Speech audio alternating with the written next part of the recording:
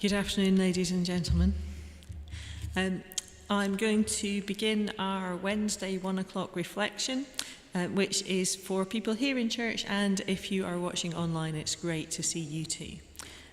If you're visiting the church, please continue to look around if you wish to do so. So today is Wednesday. It's also the day where the King's speech happens, where the King will present the new laws that the new Labour government intends to implement during the next session of Parliament. This speech is, of course, attracting more attention than usual as the new Labour Party translate its election promises into concrete intentions. We expect to see a wide range of new legislation being proposed today, on everything from rentals to railways, from energy to online safety. And you may have your own opinions about whether these issues, whether the incoming government has the right approach or not.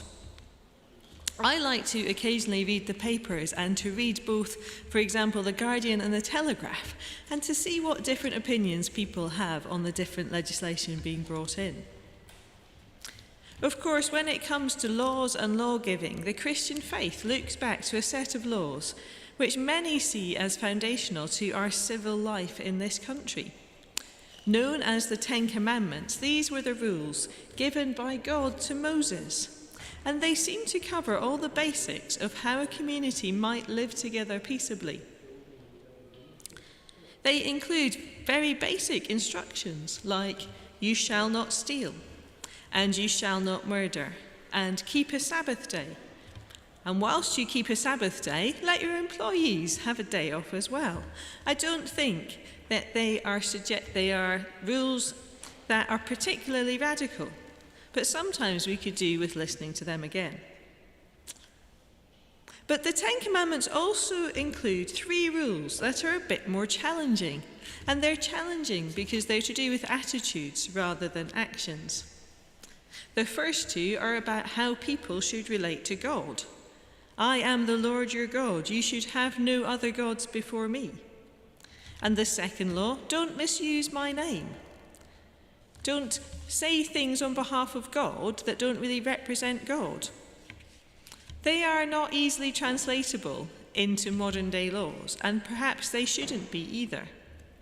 The third law of the Ten Commandments, which is quite difficult to understand, it's also about how we relate to each other. Again, it's about attitude rather than action. "Do not covet your neighbour's stuff" is a paraphrase of that commandment. Basically, don't be jealous of what other people have. And these 10 commandments continue to have an influence on our lives, both the common sense practical ones, and for Christians, the challenge of how we prioritise God in our lives. How we relate to our neighbours is a constant source of self-help advice, which can be summarised as be grateful for what you have and don't compare yourself to others. But as a historically Christian country influenced by these rules, we sometimes forget quite how radical Jesus was when asked about his rules for life. The equivalent of Jesus' King's speech, as it were, is both more simple and way more challenging than anything Keir might propose. Jesus summarised the law as, "Love God with all your heart, all your soul, all your strength, and love your neighbour as yourself." So he summarised the ancient 10 Commandments into these 2 principles about loving God and loving our neighbour. And in some ways, loving our neighbour seems reasonable. I'm quite happy to love my neighbour as I love myself. I can treat them how I'd like to be treated. I can hold them to the same standards that I hold myself. That seems fair.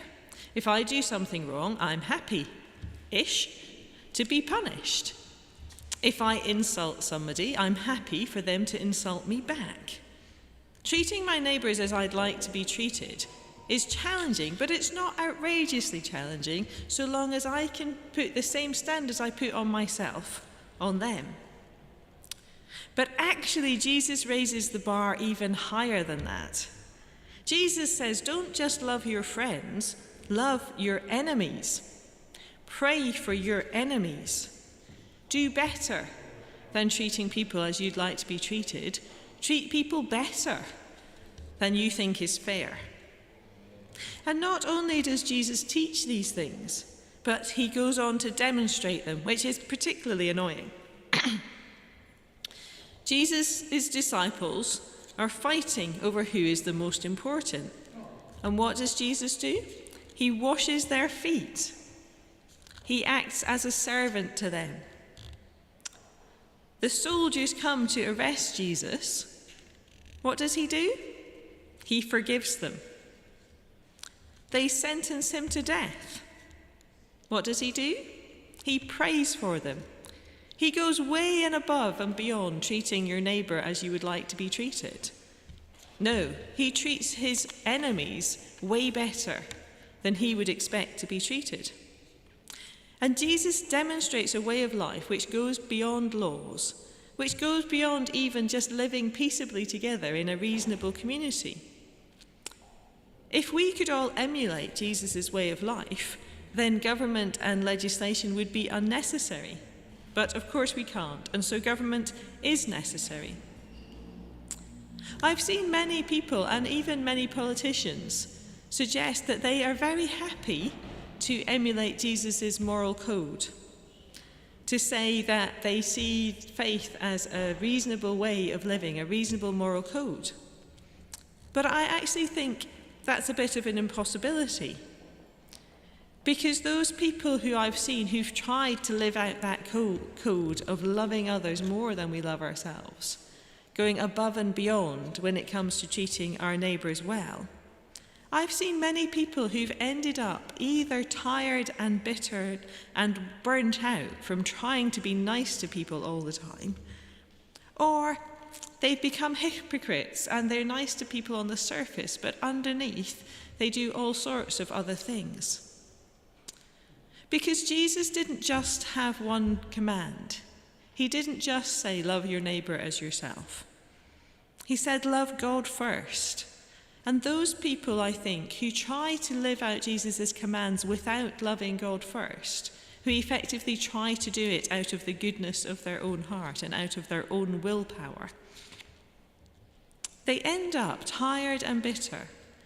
Or sometimes they end up exploited and abused. They become effectively doormats because they just think that everybody else is better than them. So the answer, I think, is to love God first. And from that source of life and strength and love, then loving others becomes a joy, and it becomes a route to life. So, for example, I would point to people like Mother Teresa, or Martin Luther King, or Desmond Tutu, as examples of public figures who have been able to follow Jesus and love others beyond themselves, to really forgive their enemies, to really be a servant to others. These are people who didn't do it in their own strength. They didn't do it by being better than others, by drawing on their own resources. They did it by loving God first. They did it because they understood that God loved them, and they drew on the resources of God's love for them, rather than trying to do it themselves and failing. So when we think about Jesus' instructions to love one another, I would suggest that that is actually impossible without first turning to the source of love, who is God, and getting our strength and our ability to love and forgive one another from God, rather than from ourselves. Thank you for listening.